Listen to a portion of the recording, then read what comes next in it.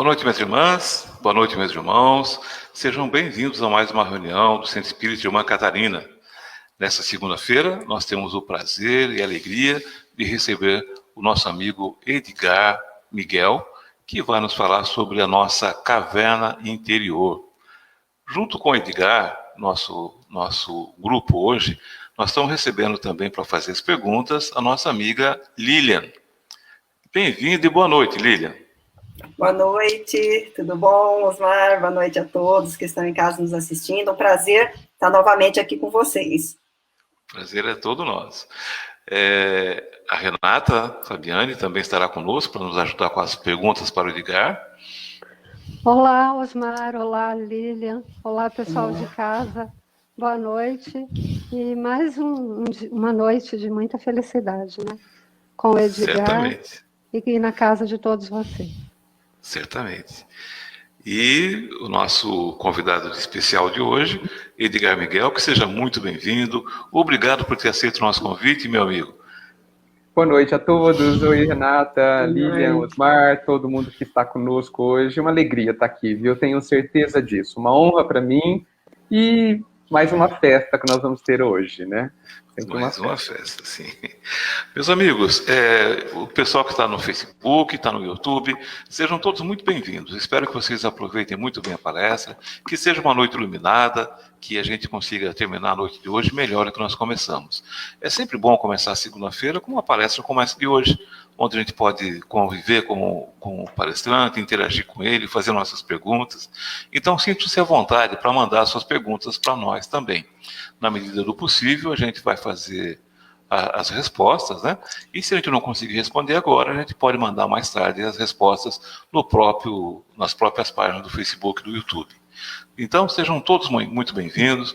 Eu peço agora que vocês elevem os pensamentos a Deus, a Jesus, nosso mestre, nosso exemplo de vida, a Mãe Catarina, a mentora espiritual da nossa casa, a toda a espiritualidade amiga, para que a gente possa fazer a nossa prece de abertura de hoje. Então, nesse momento, meu Deus, meu Senhor, nós pedimos autorização para iniciarmos mais uma reunião de estudos. Permita, Senhor, a presença dos bons espíritos para que possam nos orientar, nos intuir, nos proteger.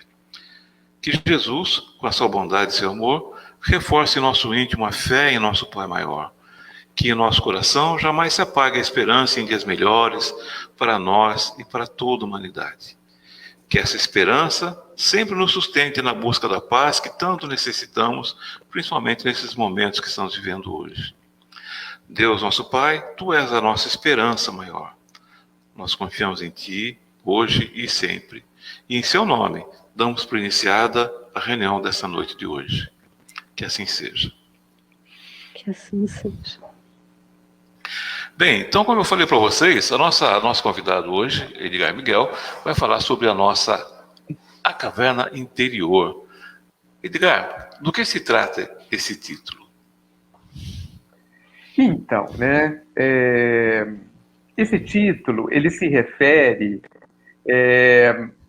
à necessidade que nós temos de criarmos dentro de nós um local que um dia será o palácio interior. Mas para a maioria de nós, e aí desculpe a generalização, ainda é uma caverninha, né? Às vezes triste, às vezes acanhada, pequenina, né?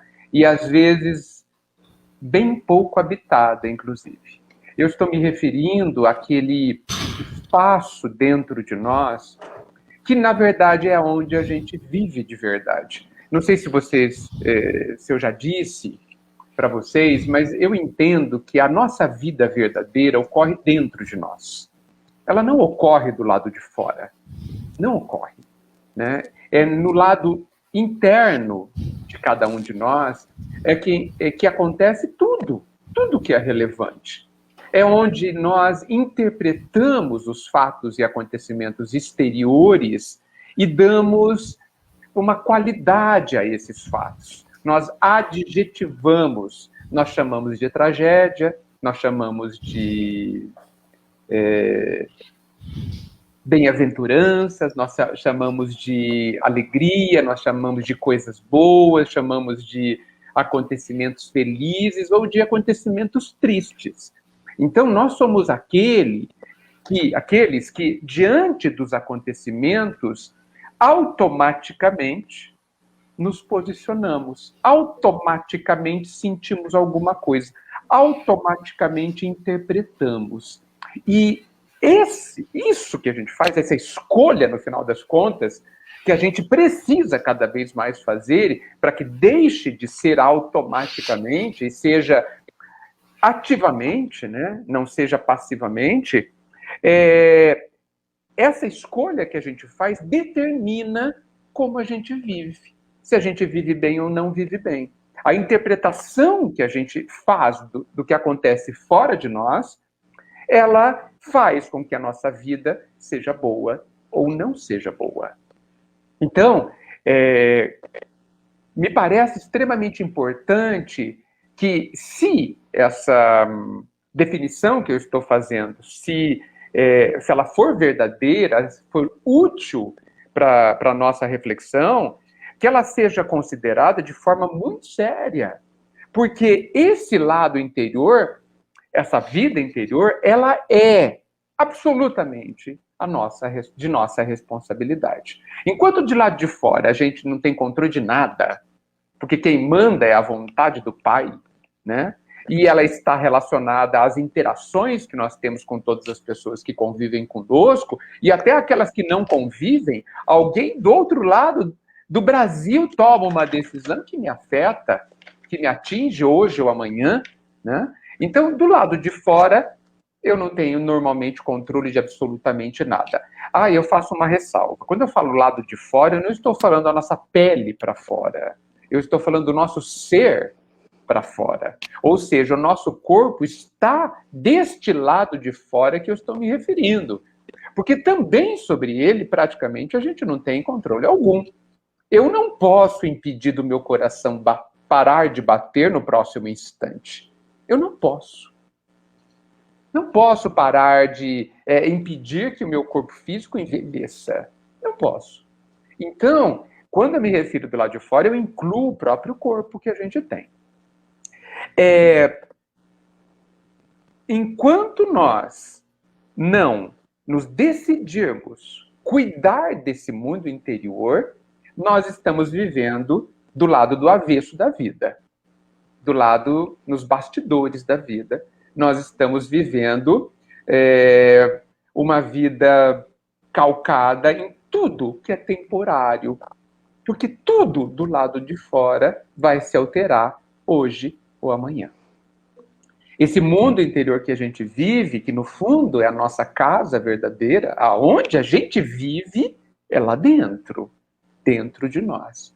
A pergunta que eu coloco, o começo da nossa reflexão, é: como é a casa que a gente vive? Ela é suja, mal cheirosa, estreita, ruim de se viver? Ou ela é uma casa arejada, de cores belas, vibrantes, cores doces, tem janelas amplas que nos permitem ver as belezas do lado de fora, é confortável, é bom estar ali, é uma casa que nos aconchega, que nos dá segurança, que nos acerena. Como é a casa que nós estamos construindo usando duas coisas: o que pensamos e o que sentimos. É aí que vivemos. E se e quando a gente vive numa casa boa, não sei nem se é palácio, vive numa casa boa, o jeito da nossa vida do lado de fora vai importar muito pouco. Muito pouco. Porque através deste contexto interior que eu estou simbolicamente colocando aqui, nós vamos aproveitar os acontecimentos de toda a espécie do lado de fora com outra sabedoria, com outra disposição. Não haverá desânimo, não haverá... A palavra tragédia fará parte do passado. Até porque a palavra tragédia certamente não foi inventada pelo Pai. Não faz parte do seu vocabulário, somente dos nossos. Porque sob a lei divina não pode haver tragédias e não há. tudo o que acontece é benéfico, é bom, apesar de muitas vezes ser bastante trabalhoso e até doloroso, momentaneamente, para quem a vive. Então, só para dar o tom da conversa, né, gente? Só para levantar a bola, assim, a caverna interior que eu me refiro é essa, é o nosso mundo interior. Como é o lugar que eu realmente vivo? Esse lugar vive alguém feliz? Aliás, eu volto a esta casa interior, às vezes, ou eu vivo desesperadamente do lado de fora, completamente na ilusão? Bom, nós começamos com muita coisa para conversar, mas começamos com alguns conceitos bem interessantes. O primeiro conceito é que a gente vive numa caverninha, mas a notícia boa é que essa caverninha vai se tornar um dia num castelo. E isso vai depender, basicamente, dos nossos atos, das nossas intenções, né? A gente vai construir o nosso castelo interior, o nosso templo interior. Mas seja como for, nós começamos bem. Vamos começar melhor ainda agora com a pergunta da Lilian. Eu vou remover a Renata para ficar aí. Só vocês dois, viu, Edgar? Tá bom? Vamos conversar em particular, Lília. Isso. Muitas pessoas dizem que para serem felizes elas precisam de dinheiro, saúde, uma família feliz. Mas sabemos que muitas delas têm tudo isso e não são felizes.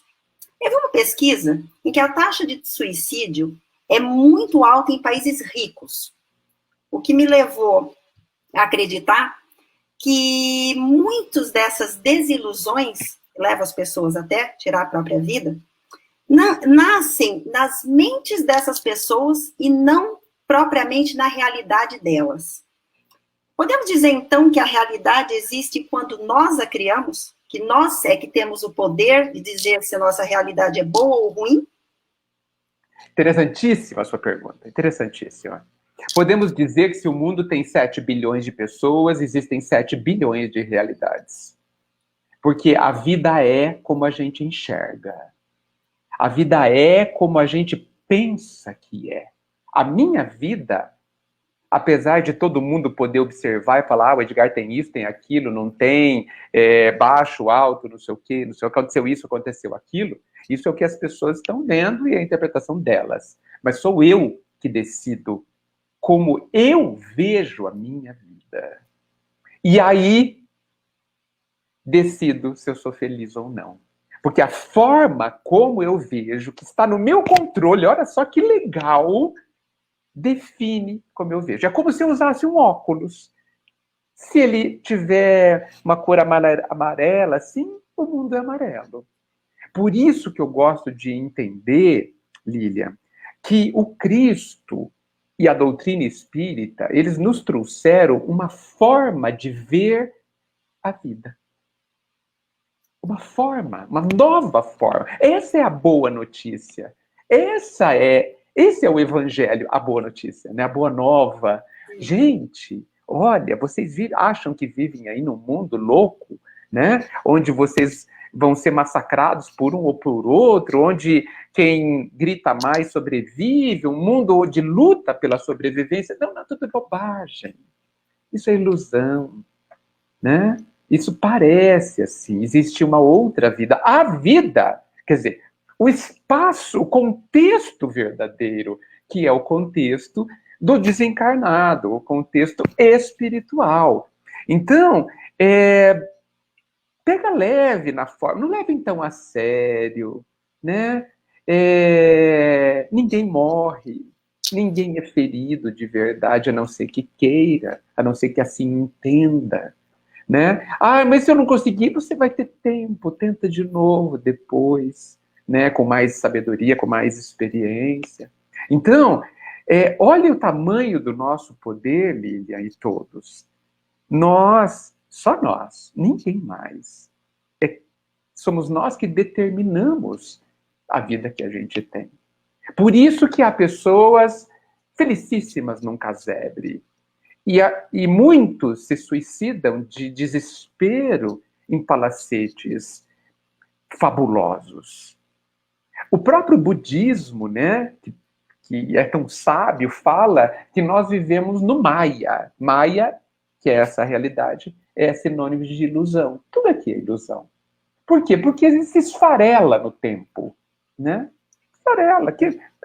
Nada daqui é verdadeiro. Porque o que é verdadeiro? Aquilo que nunca passa. O que é eterno? O que é eterno é verdadeiro. Respondi? Nós não somos, né? Nós estamos, né? Nós estamos aqui. E se percebe que isso... Por isso que eu acho que aquele ponto da doutrina e do Cristo, que diz que nós somos imortais, vocês vão, infelizmente, se cansar de me ouvir isso, porque eu vou falar até desencarnar e possivelmente depois também, né? É muito importante que a gente entenda que nós somos imortais e o que isso significa. Porque as coisas mais terríveis se tornam pequeninas. E aí, eu quero, só para finalizar, citar uma coisa que você disse. Fica aí, Osmar. O pessoal fala assim, não, se eu tiver saúde, eu vou ser feliz. Não é verdade. Porque na maior parte da nossa vida, nós temos saúde. E não somos felizes. A vida, ela carece de sentido. Ela carece da gente se realizar. E por isso que é fundamental que a gente se conheça, para que eu descubra como é que eu me realizo. Como é que eu me torno o que eu sou? Como é? Porque eu não devo me tornar a Lilian, nem o Osmar, nem o Chico, nem o Cristo. Eu devo me tornar a única coisa, o único ser que eu posso ser, que sou eu. E isso já é tanto. Tanto. Sabe por quê? Porque só eu consigo ser eu. Ninguém mais. No mundo, no universo inteiro, conseguirá ser como eu sou. Como eu serei. Nós somos únicos. Somos únicos. Somos únicos. E isso há de ser um dia cada vez mais a nossa alegria também. Com certeza. Edgar, se somos imortais, a nossa verdadeira vida acontece dentro do nosso castelo interior, nossa caverna interior, na verdade, quer dizer que eu sou condenado a ir nessa caverna o resto da minha vida? Isso quer dizer também que eu tenho que fazer essa caverna estar sempre bem limpinha, bem agradável, bem confortável? Pois, sem dúvida que sim. E olha, eu gostei desse papo aí de estar condenado a viver dentro de si. Sim. Olha, eu não sei porque o pai fez as coisas deste jeito. Mas ele deve ter suas razões, devem ser muito boas, inclusive para nós mesmos. Mas eu devo informar a todos que pensam em deixar de sofrer. A única forma de deixar de sofrer é a gente entender o que o sofrimento quer dizer. O sofrimento, ele é o carteiro. Ele traz uma mensagem. Não vamos tentar bater no carteiro. Ficar com raiva da dor, porque ela é uma mensageira.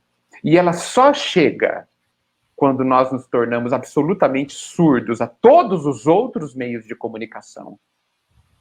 Quando não tem jeito, por conta da nossa dureza e rebeldia, o carteiro chega.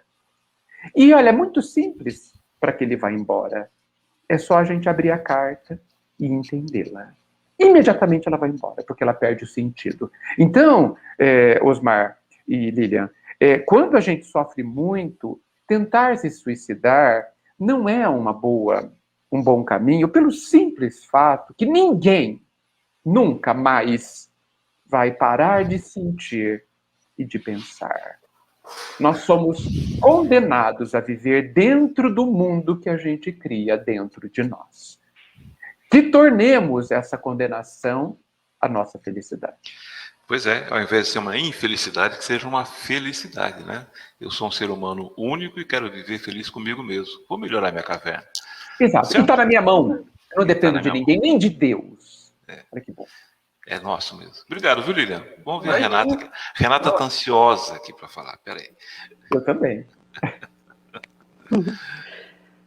Então, você falou do carteiro, e hoje eu ouvi uma expressão muito engraçada, né? Que fala sobre crédito e karma. Entendeu? Crédito e karma. É. Ah, Então vem, né? Não adianta se a gente não se atentar para as lições, para a pedagogia da vida, a gente recebe então o nosso boleto, né? oh, Com os nossos reajustes. Bom, eu estava ouvindo você responder para a Lilian e ouvi você falar sobre ilusão. uhum, Então, fazendo esse paralelo sobre a ilusão, eu vi que na antiguidade, na época lá de Sócrates, né, Platão, quando ele dava aula para Sócrates, Platão dizendo sobre o que são as coisas verdadeiras, reais, e o que é ilusão. E é interessante que se hoje, acredito que se nós fôssemos fazer uma entrevista com as pessoas e perguntasse a elas, espírito é matéria ou é ilusão? Né? É real, quer dizer, espírito é real ou é ilusão? Certamente elas responderiam que é uma ilusão. E a matéria? A matéria é real ou é ilusão? E eles responderiam, matéria é real, porque é tangível, né? Eu posso pegar. Enquanto que na antiguidade, na época de Sócrates, né, das luzes que ele trouxe para a sua época e que até hoje repercute, ele diz que é o contrário. O espírito é real e a matéria é ilusão. Então, eu acredito que essa viagem interior que você diz que nós devemos fazer, ela tem que ter de ponto de partida o que é real e o que é ilusório. Estou correto? mas Você eu concordo plenamente, Renata. poderia discorrer sobre isso? Por Sim, que é que nós achamos que espírito é ilusão e a é, matéria é real? é, nós somos muito ligados à matéria, né? Muito ligados. Nós nos acostumamos com ela. A gente precisa lembrar que a gente tomou consciência de si mesmo há pouquíssimo tempo. Poucos milhares de anos que nós adquirimos consciência de nós mesmos. Até ontem, a gente quase se confundia com a própria matéria, porque não tínhamos noção de nós mesmos. Então, nós estamos muito próximo desta inconsciência profunda que tínhamos ali no animal, né? E que no final das contas trazemos até hoje. Às vezes eu penso, fazendo uma imagem, que sabe quando você toma anestesia geral e você está começando a acordar? É a nossa situação hoje. Completamente entorpecidos, a consciência não funciona direito, ela tem muitas limitações, a gente não sabe nem onde a gente está. Quem sou eu então, meu Deus? Né? Não sabemos nada. E o que então, num estado de consciência menor, que é a situação que a gente está, o que funciona? Os instintos, aquilo que a gente está acostumado, aquilo que é antiquíssimo dentro de nós. Então, e aí você pega o fato de a gente estar encarnado. Faz 55 anos que eu estou dentro de um corpo de carne, dentro de um vaso, né? Um vaso que limita a expansão da grandeza do ser. Quantos anos? Quantos anos? 55. Parece mais? Não tem problema. Mas é só 55. Faz 55 anos que eu durmo e acordo, nesse meio tempo eu estou fora, possivelmente, durmo e acordo tendo que utilizar o corpo como interface, como intermediário dessa experiência pedagógica que nós dois aqui, vários, que todo mundo está ouvindo, vivemos. Então, assim, o condicionamento que a gente tem é brutal. Brutal. E é por isso que quando a gente fala do espírito, né, quando a gente fala de energia, de vibração, quando a gente faz essa imagem de que nós vivemos numa caverna interior, numa casa interior, a gente precisa entender, no meu entendimento, que eu não estou falando em símbolos. Eu estou falando de realidades. Realidades, evidentemente, impalpáveis, porque elas não são compostas de nada que a gente toque com os dedos, tá certo? Mas que são totais realidades. Totais. Duas pessoas podem viver exatamente a mesma situação e uma está feliz e outra não. Na mesma hora. Na mesma hora. E a mesma situação, né? A mesma situação, Renata. Por que que eles vivem diferente se o lado que a gente chama de concreto, né? O lado de fora, palpável, detectável, filmável, por que que ninguém discute que aconteceu, caiu a bola? Ninguém discute, caiu a bola, pronto, acabou. Mas esse cair a bola me torna feliz ou infeliz, causa repercussões diferentes em pessoas diferentes. Esta é a verdade que eu vivo, que você vive. Então, eu estou falando de algo bastante concreto. A dor que eu sinto diante de uma situação, ela é real. Eu a sinto. A felicidade também. Então, nós, cada vez mais, temos já condições de viver uma vida espiritualizada e não uma vida materializada. A vida daquelas pessoas que não concebem aquilo que não é tocável, são pessoas ainda, sem nenhum tipo de julgamento, muito materializadas, muito apegadas àquilo que elas entendem que é concreto, ou seja, o material, né? Só que, quando a gente fala de fé, de confiança, quando a gente fala do próprio Deus, quando a gente fala do que a gente é, espírito, quando a gente fala de valores morais, quando a gente fala de princípios, nós estamos falando de tudo que está fora da matéria. Tudo que está fora da matéria. Então,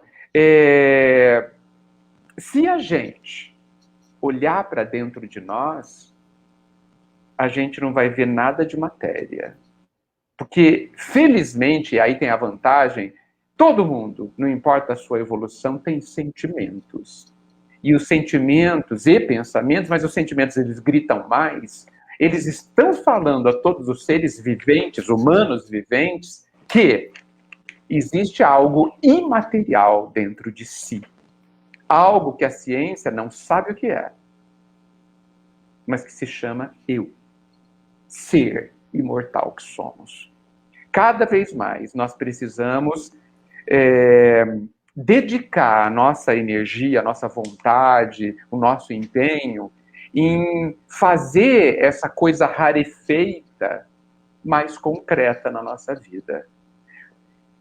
A nossa convicção, para dar um exemplo, no Pai tem que ser tão concreta a ponto que a gente consiga quase pegar.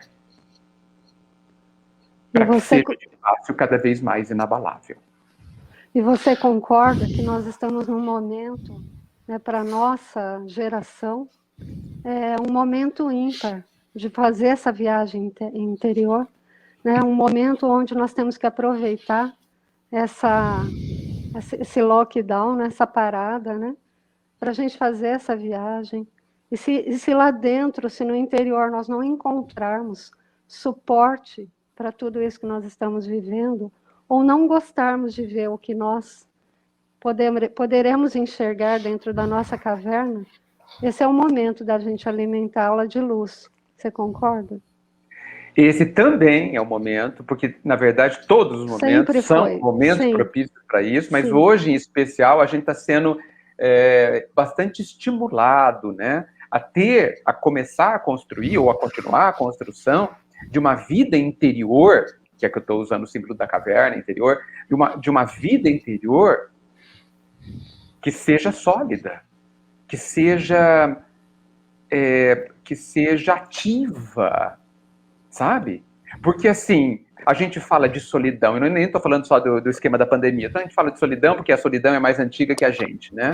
A gente fala de solidão, mas é claro que a gente vive solidão, porque nós não estamos na nossa vida. A gente pensa que a gente tem solidão de alguém fora. Não. A gente tem solidão de nós mesmos. Nós precisamos nos reencontrar. Nós estamos fora da nossa vida.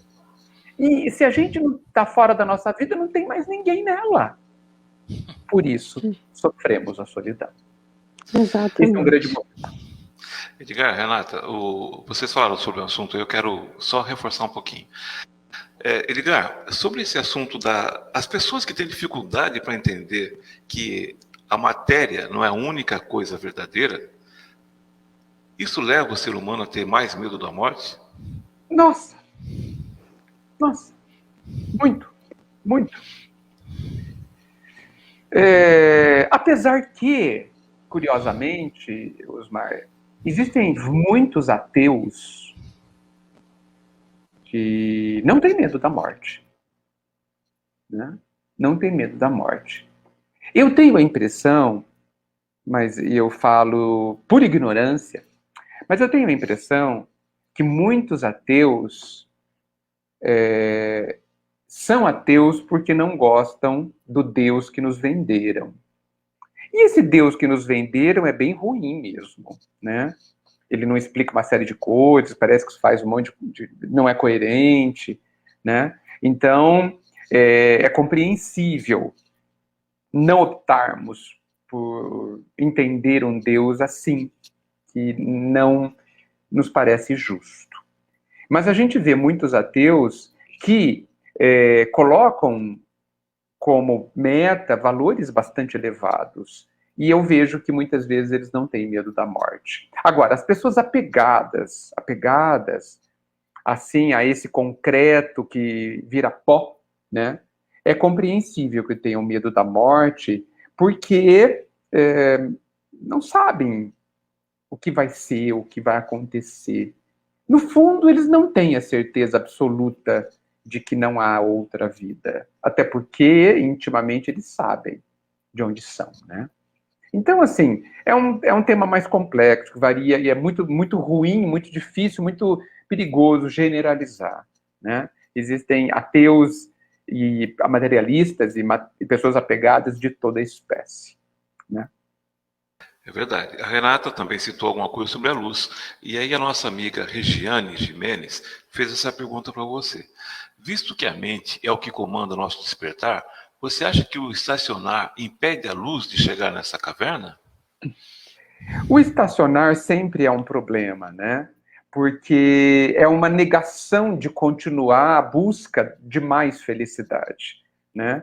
Eu não sei se o estacionar impede a luz de chegar, mas ela limita esse tanto que chega, né? E a gente precisa tomar muito cuidado, e eu acho que a gente só pode falar de estacionar quando a gente fala de nós mesmos e jamais falar de outras pessoas, porque a gente jamais sabe o que está acontecendo no interior das outras pessoas. Existem pessoas que passam anos vivendo exatamente do lado de fora, vivendo exatamente como sempre viveram, fazendo exatamente o que sempre fizeram, e que muitos podem pensar que estão estacionadas, mas não podemos emitir esse julgamento, porque elas sabem. Existem processos de construção que exigem uma longa elaboração, né? Então, o próprio estacionar é uma questão delicada. Agora, a vida não vai nos deixar em paz. Isso a gente pode ter certeza. Se a gente para, de fato, durante muito tempo, o pai que quer mais e mais e mais felicidade para cada um de nós, porque ele nos ama muito, ele vem e muda tudo de lugar.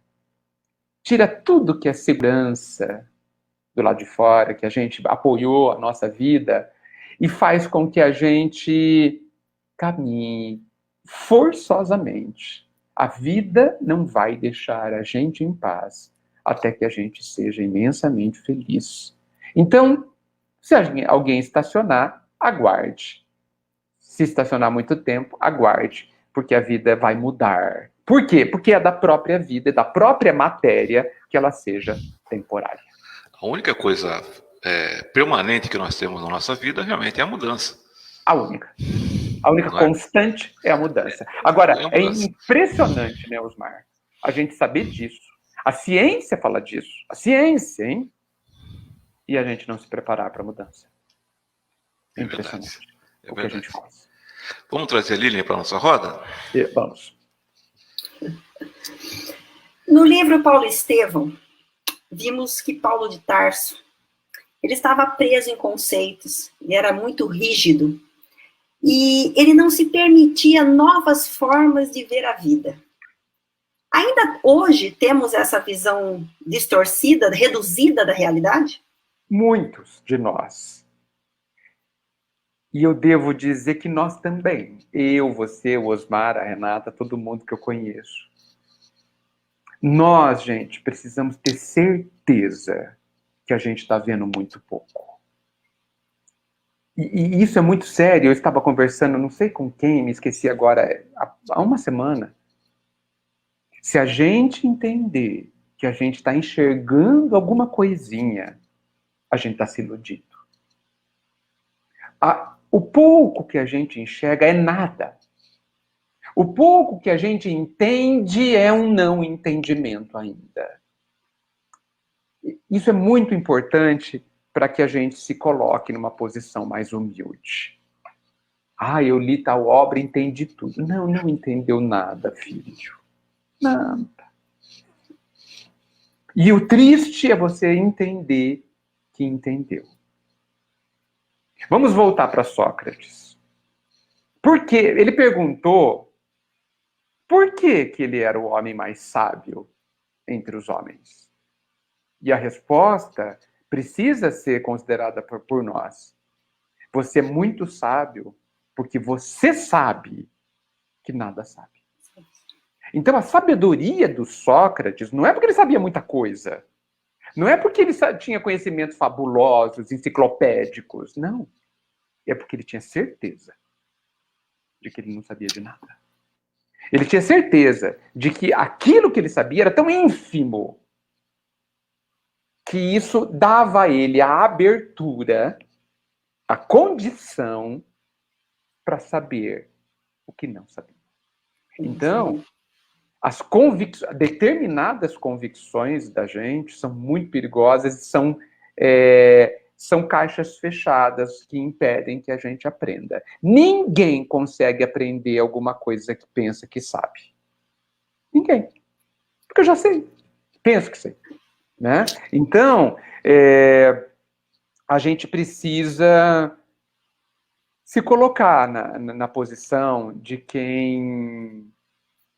Na posição correta, por isso a humildade, não o orgulho, na posição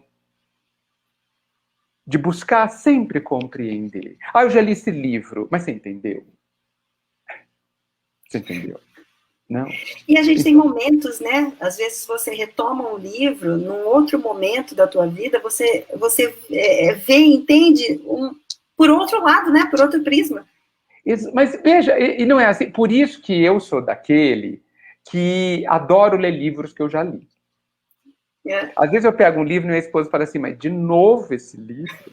Faz 30 anos que você lê. E é verdade.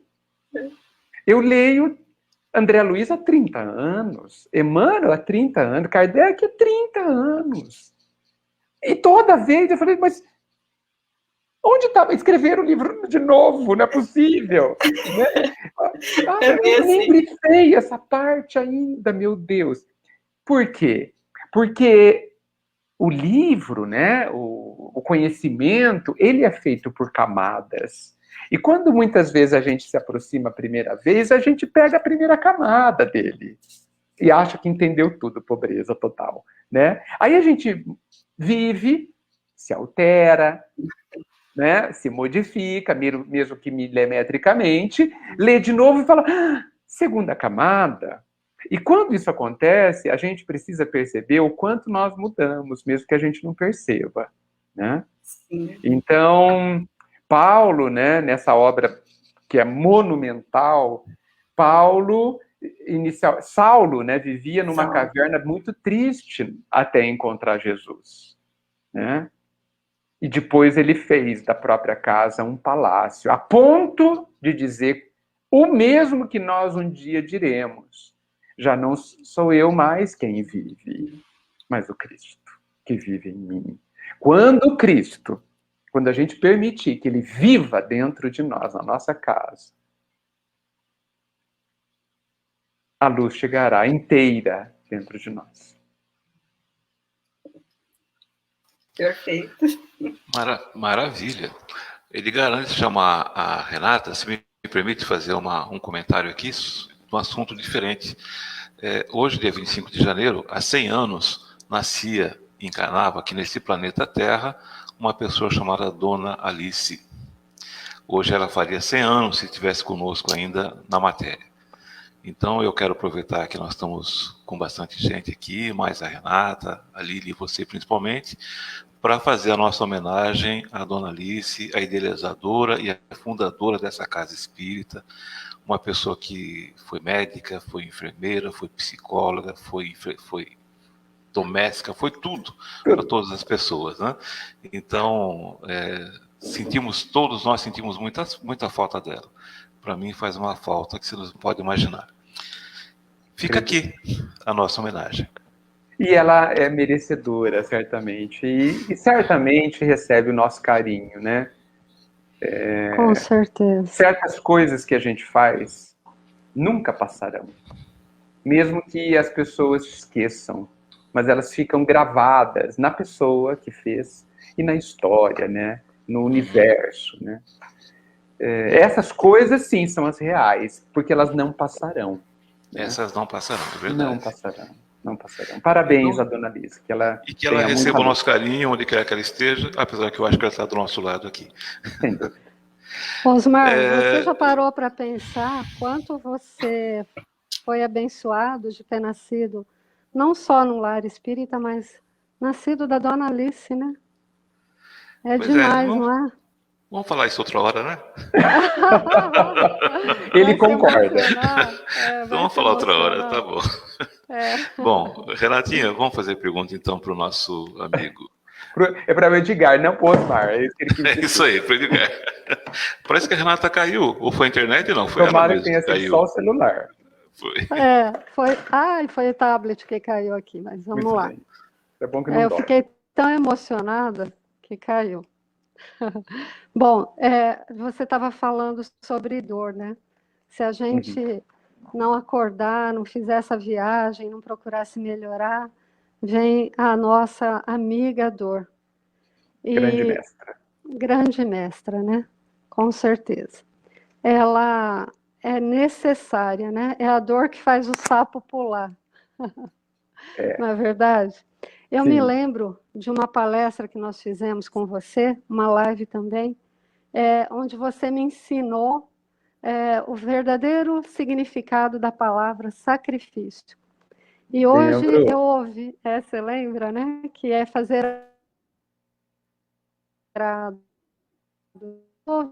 também a palavra sacrifício de uma outra maneira, como ofício. Eu achei espetacular, né? Você ter um ofício de fazer algo sagrado, né? Então, todo mundo acredita que seja como se fosse uma faculdade, você fazer ou não um sacro ofício, né? Quando, na verdade, eu acredito que seja uma obrigação de todos. Todos nós temos que fazer algo para nos mudar, algo para nos melhorar, a gente desenvolver as virtudes adormecidas, porque se a gente não fizer isso, não fizer essa viagem interior para se melhorar, se modificar, trazer luz para a parte exterior, nós vamos então ter a visita da nossa amiga dor. Vamos. Não é mesmo? E aí eu queria que você falasse então mais um pouco da dor, porque eu me lembro, Edgar, que uma vez eu tive aí na Irmã Catarina, dando uma palestra, e eu era assim, bebezinha. Agora, ouvindo você falar que você lê Emmanuel há 30 anos, lê André Luiz também, eu só estou há 7 anos, então eu estou no jardim de infância. Calma, porque às vezes você entende mais que eu. Não, tenho certeza claro. que não. Porque você lê nessa vida e nas outras, vai saber. Né? Mas aí eu fiquei feliz de ouvir, porque eu falei assim, bom, então um dia eu vou ser um Edgar. Um dia você vai ser uma Renata mais iluminada. Não, eu ainda tenho muito melhor. 23 anos para chegar aí no seu conhecimento. E eu concordo com você que... Você quer falar alguma coisa, Osmar? Sim, eu acho que a gente podia aproveitar e responder sobre a dor e responder também a pergunta da Lucilena Pascoal. É normal a angústia de vez em quando? Porque angústia é dor também, né, Renata? Não é? Com certeza, com certeza. Mas é muito normal, Renata e Lúcia. Muito normal. Gente, a vida é uma montanha-russa, né? De Exatamente. sentimentos, né? Nossa, hoje a gente tá sorrindo, daqui a meia hora tem uma angústia, tem um tédio, tem um desânimo, depois a gente se anima. Enquanto nós não tomarmos posse de nós mesmos, ou seja, adquirirmos controle do que a gente é, controle dos sentimentos, do que a gente pensa, a gente precisa ter controle. Nem do que a gente pensa a gente tem controle, né? Quem me diz isso são os ansiosos, né? Que não conseguem parar de pensar naquilo que os preocupa. Olha só a indicação de não termos controle sobre os nossos pensamentos. Não temos porque não nos dedicamos a ter. Porque o poder é nosso. A capacidade de ter controle do que a gente sente, do que a gente sente até, e também do que a gente pensa é nossa. Vai demorar? Vai. Dá trabalho? Bastante. Por isso que a gente tem que começar logo. Para conseguir logo também. Porque todo caminho mais longo, por mais longo que seja, ele é alcançado passo a passo, cedo ou tarde. Então, é normal termos angústia de vez em quando. Agora, eu faço um alerta fundamental. O problema não é a gente sentir angústia, depressão,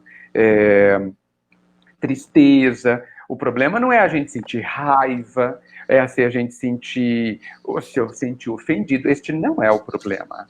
O problema é o que a gente faz com esses sentimentos. O problema não é sentir dor, aí englobando tudo aquilo que nos incomoda. O problema é como eu vejo essa dor. E aí a gente volta no começo da nossa fala hoje, quando eu me referi de que a vida é conforme eu vejo, que a vida é conforme eu entendo.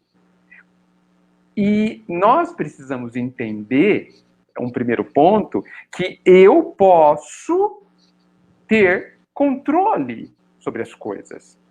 E é claro que nós estamos num estágio que o sentimento nasce à nossa revelia. Durante muito, muito tempo ainda, nós não teremos controle sobre o surgimento das nossas emoções. Mas, desde já, nós somos capazes de decidir o que eu vou fazer depois que ele surgiu. Então, por exemplo, eu estou angustiado. Eu posso tomar duas ações. Primeira, eu posso dar força à minha angústia, ou eu posso desidratá-la. Eu posso fazê-la morrer à míngua. Eu posso interpor a ela, confrontá-la, buscar entender o que ela quer de mim sem aumentá-la. Porque se eu der força para a angústia, ou para a tristeza, para qualquer dor, ela toma conta. Ela é que nem capim, né? Se você não faz nada, ele alastra e toma conta de todo o campo, que somos o nosso ser interior. Então, o grande problema não é a gente ter isso ou aquilo, sentir A ou B. O grande problema é como eu ajo depois do sentimento. Então, por exemplo, digamos que eu seja muito impulsivo. Falei, né, explodi. Tudo bem. E depois? O que você faz com a sua explosão? Isso que importa. Porque muitas vezes o sentimento ou a explosão é um daqueles momentos de inconsciência tão normais ainda que a gente tem. Mas depois a gente se acalma e a consciência volta. O que temos dela volta. Tá bom. E aí? O que a gente faz depois que a gente está consciente? A gente procura justificativas para a explosão inconsciente e instintiva? Ou a gente analisa baseado naquilo que a gente já estudou e reflete? Puxa, Edgar, preciso entender melhor por que eu explodo assim. Preciso entender melhor o que eu devo fazer para não explodir dessa forma, porque o grande prejudicado, evidentemente, sou eu. Esse é um trabalho de quem se arrepende do que faz, de quem não quer fazer o que sempre fez. Porque já foi dito até por Einstein, se a gente continuar fazendo o que a gente sempre fez, obviamente a gente vai ter sempre o mesmo resultado que a gente sempre teve. Exatamente. Se eu ainda não sou feliz, eu preciso mudar algumas coisas que eu faço para começar a ser feliz. E sabe que é interessante, Edgar, que esse tempo que a gente está vivendo, eu consigo ver dois tipos de atitude. Pessoas que estão fazendo essa reflexão que você disse. O que eu preciso fazer? Pessoas que estão buscando se alimentar de luz, né, de informações, estudando a doutrina ou outras palestras, filosofia, se iluminando e procurando aquietar todos aqueles desesperos, né, que lhe vêm em momentos, às vezes no mesmo dia, como você disse, né, a gente vai alternando os sentimentos. Mas também, por outro lado, vejo os desesperados, aqueles que não querem se modificar, porque antes eles se anestesiavam comprando alguma coisa, buscando algo material que agora não pode fazer. Então, eu não pode viajar, não pode sair comprando, até porque não tem aonde ir. Comprou, mesmo abrindo o comércio novamente, aí se deu conta, eu não tenho aonde ir. Então, não adianta eu ficar consumindo mais. Aí é momento de fazer essa viagem. Então, alguns dizem, eu não consigo. Então, ficam desesperados e perguntam, o que eu faço? Aí você indica uma palestra, você indica uma meditação, você indica um livro, você indica assistir alguma coisa construtiva, a pessoa fala, eu não consigo me concentrar, a minha mente divaga. Bom, são escolhas. São escolhas, você concorda? Todos nós não podemos trazer ninguém à luz à força. Não. A pessoa vai ter que escolher. Sim. Não dá para você sentar a pessoa e falar, você vai ler, você vai entender, você vai assistir, você vai ouvir. Sim. Há um limite, não é? Renata, é tudo isso, e eu acho que as coisas realmente são complexas, sabe? Porque é o seguinte, vamos entender esse momento como sendo um momento onde a gente precisa, para estar bem, de algumas condições, tá bom? Então, estamos aí em pandemia, o certo é preso dentro de casa, ou se cuidando dentro de casa e não preso, né? Dentro de casa, tomando seus devidos cuidados, tal, com menos atividades, com menos correria, com menos loucura. Para que a gente fique bem numa situação como essa, para que a gente fique bem numa situação de uma doença terminal, para que a gente fique bem se a gente perdeu o emprego, se um ente querido desencarna, etc. Eu preciso de algumas condições íntimas, certo? Eu preciso de ter à mão, para uso imediato, alguns recursos. Esses recursos não se improvisam do dia para a noite. A pessoa desesperada, naturalmente, ela não vai conseguir, estou sendo muito duro, muito possivelmente ela não vai conseguir se acalmar num momento como esse. Por quê? Porque ela não consegue encontrar dentro dela a condição para conseguir se acalmar. Por quê? Porque ela não se preparou. Entende? Então, é como aquela pessoa que precisa fazer o vestibular e não estudou nada, e o vestibular é hoje. E ela está desesperada porque ela não sabe nada.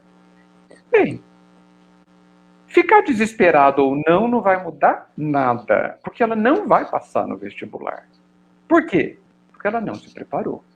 Então, esse é o grande X. Para as pessoas que não se prepararam para situações, para esses testes, alguns que eu citei, a gente precisa ajudar a se fortalecer, né? A gente precisa ajudar a começar a se preparar enquanto está no meio da prova, enquanto está no meio do exercício. Porque é difícil, a pessoa não vai conseguir muitas vezes meditar estando profundamente agitada, entendeu? Talvez o remédio deva ser outro. Agora, eu gostaria de incluir, nos exemplos que você deu, que foram muito bons, incluir exemplos que nos envolvam. O espírita, só porque ele vai no centro uma vez por dia, 7 dias por semana, não quer dizer que ele esteja se iluminando. Às vezes ele está abarrotando a sua vida de atividades no centro espírita, com caridade, mas ele também está fugindo de si mesmo. Porque nós, mais do que fazer, nós precisamos saber por que a gente faz o que faz. Por que eu estou fazendo? Porque até isso a vida vai mexer. Então, digamos que eu faço um monte de palestra, vou no centro todos os dias e tal, e não sei o quê. Vou fazer isso para sempre? Não. Porque tudo é temporário aqui nessa vida. Em algum momento eu vou ser proibido de ir no centro. Por quê? Quebrei a perna, porque o centro está fechado na pandemia, porque eu estou muito velhinho, porque eu não posso mais dirigir, subir escada, etc, etc, etc. E aí, como vai ser minha vida? Se só o que sobra e só o que de verdade existe é a caverna que eu vivo. Com certeza. E além disso, Edgar, não é só você adquirir conhecimento que significa que você está adquirindo luz. Você está adquirindo só o conhecimento, o que já é muito, é claro, mas não é, quer dizer, o que você vai fazer com isso, meu amigo? E aí o grande X, Osmar, você lembrou muito bem. A gente, eu tenho colocado dessa forma, eu não sei se eu consigo ser claro. Não é para estudar as obras, é para se estudar frente às obras. O livro precisa me ajudar a me conhecer. Ele está falando comigo. André Luiz, Emmanuel, Kardec, os espíritos, eles estão falando para mim. Por isso que eu gosto de dizer que no livro está escrito Edgar, no meu evangelho está escrito Edgar. Tudo lá é para mim. Então não é para eu amar os seus inimigos. Não, está escrito Edgar. Ame os seus inimigos. O meu evangelho está escrito assim, não sei se mas é tão bom, pessoal, gente. né? É totalmente, é para mim. Pessoal. Mas é tão bom a gente ler e falar assim, nossa, isso daqui era para minha amiga. Isso aqui é para o meu filho. Não, nossa, esse aqui eu vou mandar para... Não. Enquanto a gente fizer isso, a gente está sem compromisso com a própria felicidade, próprio crescimento. Isso aí. Edgar, eu incluí a Lilian aqui na nossa tela, porque, infelizmente, nós estamos chegando no nosso horário. Nós sabemos que você também tem compromisso daqui a pouquinho, a gente quer que você cumpra o seu compromisso. Então, eu quero agradecer demais a sua participação hoje. Eu acho que foi uma noite... Nossa, eu não sei o que dizer. Eu acho que a Lilian e a Renata falaram melhor que eu. Quer se despedir e falar alguma coisa, Lilian, por favor? Olha, eu não sei se a palavra que você diria seria enriquecedora, mas foi fantástico. Ficou ainda várias perguntas que eu gostaria de fazer, mas eu acho que assim, vou fazer uma proposta para a gente fazer a Caverna Interior 2, para a gente tentar entender um pouco mais. O tema é fascinante, o Edgar não tenho o que dizer. Eu agradeço mais uma vez, boa noite a todos, boa noite de casa. Boa noite, Rei, Osmar. Boa noite, querido. Obrigado. Viu? Boa noite, linda. E a Renata? Bom, antes de me despedir, falar que o compromisso do Edgar é com o Evangelho no lar, viu, gente? Ele não vai sair de casa, ele está lá guardando a quarentena certinha, né, Edgar? Estou mesmo. Eu só saio para ir no mercado e farmácia. Então, o compromisso dele é com o Evangelho no lar. Queria agradecer, eu só acho que foi muito, muito rápido, como sempre. Vamos fazer com o Edgar no domingo, que aí ele não tem o Evangelho no lar, e a gente pode estender mais uns minutinhos, que como Combinado. disse a Lília, é muito enriquecedor, né? Obrigado. Então, muito obrigada. Viu? A palavra que eu ia usar, Lília, não seria nem enriquecedor. Eu diria realmente que a gente ganhou um presente maravilhoso hoje. Todos nós temos nossas dificuldades, nossos problemas, nós estamos ainda lutando muito para levar um pouquinho de luz para nossas cavernas, né? Então, a cada vez que chega algo como a palestra de hoje, é um presente. É um presente que a gente tem que ficar grato por muito tempo, por muito tempo. E é isso que eu quero dizer para você, Edgar. Muito obrigado. Eu resumiria tudo nessa palavra, gratidão, porque realmente foi hoje uma noite maravilhosa. A gente não podia ter outra forma melhor de começar a semana. E eu gostaria aqui, para a gente completar a noite de hoje, que você desse suas considerações finais e a sua prece de encerramento, por favor. Gente, a gratidão é minha, porque o grande personagem da noite é a grandeza do amor do Pai por nós. Ele transparece em tudo que nós conversamos hoje. Ele está em cada milímetro dali da nossa conversa, porque tudo isso que a gente conversou fala da grandeza dele e do amor dele por cada um de nós. Então eu também quero agradecer a vocês pela oportunidade, pelo carinho, pela generosidade e ao Pai, certamente, através desta oração, para encerrar a noite. Vamos abrir nosso coração para que o amor do Pai descubra um lugar dentro de nós para estar.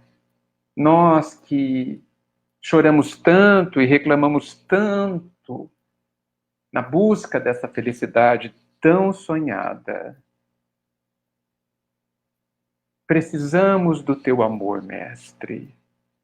E é tão bom saber e perceber que nós o temos.